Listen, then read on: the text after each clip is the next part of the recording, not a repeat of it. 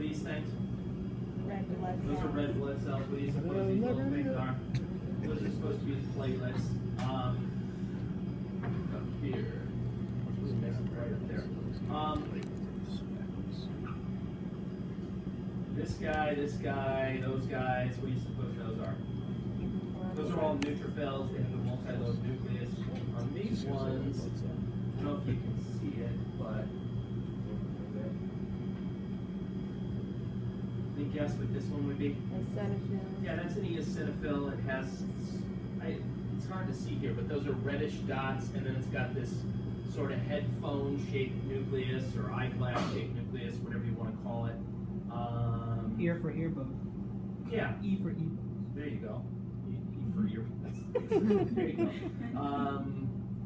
This little thing, it's kind of wimpy, but this is the elusive basophil down there. Hold on, it's out of focus, I know.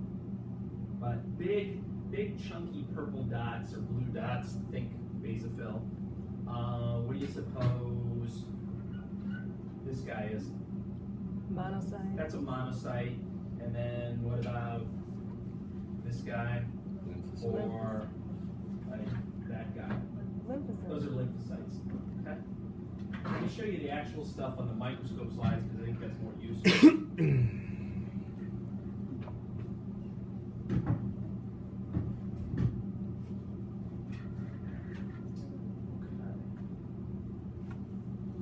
So this is a slide just kind of showing you all of them together. This had to have been photoshopped. There's no way that they got all 5 on one. But whatever. All right. So what are these guys then? Those are your red blood cells. What do you suppose this guy is? I'll answer at once. What do you think it is? That's a neutrophil. Okay. What do you think this guy is? That's a lymphocyte. Look at the really sharp boundary for the nucleus. All right, it's almost all nucleus, and there's a sharp boundary between the nucleus and then that thin rim of cytoplasm. Not to mention, it's really not that much bigger than a red blood cell, so that's definitely a lymphocyte. Okay. What do you suppose this big thing is? Monocyte. That's a monocyte. It's the biggest. It's got this sort of horseshoe-shaped nucleus to it. Okay. What's this one?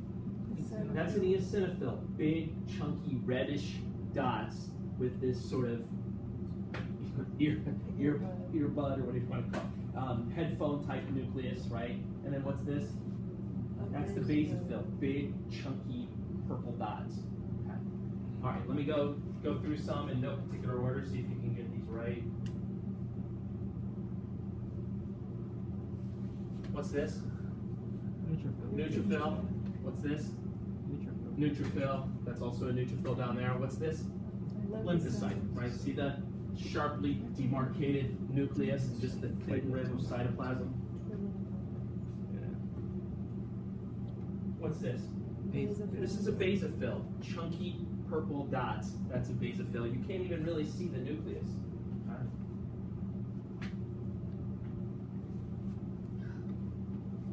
What's this? That's a lymphocyte, right? Look at the sharp edge and then the little bit of cytoplasm. What's this? That's a neutrophil, multiple lobes.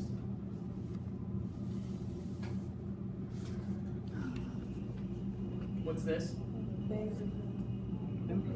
That's a lymphocyte again. Look at the sharp edge. If you can see a sharp edge where the nucleus is, it's going to be a lymphocyte. Okay? And then what's this? That big thing? That's a big monocyte. Doesn't look like a horseshoe, but it kind of looks like a kidney, sort of. So that's a monocyte. It's going to be the largest one. What are all these? These are all lymphocytes. All right, sharp, defined nucleus. What's this? Eosinophils, right? Red dots with a headphone-shaped nucleus. What's this? That's a basophil, chunky purple dots. You're not seeing a clearly defined nucleus. That's the basophil. That's bigger. It's a lot bigger than a lymphocyte is. A lymphocyte is just going to be a little bit larger than a red blood cell, but this guy's a lot larger.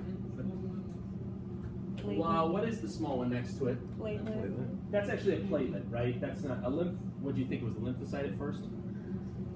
Yeah, it's too small to be a lymphocyte. That's a platelet.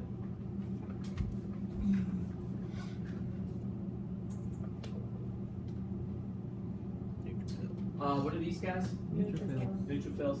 These ones are kind of, I think these are both red blood cells, but I think they kind of got pressed or pushed somehow. I'm not sure. They got a strange shape to them.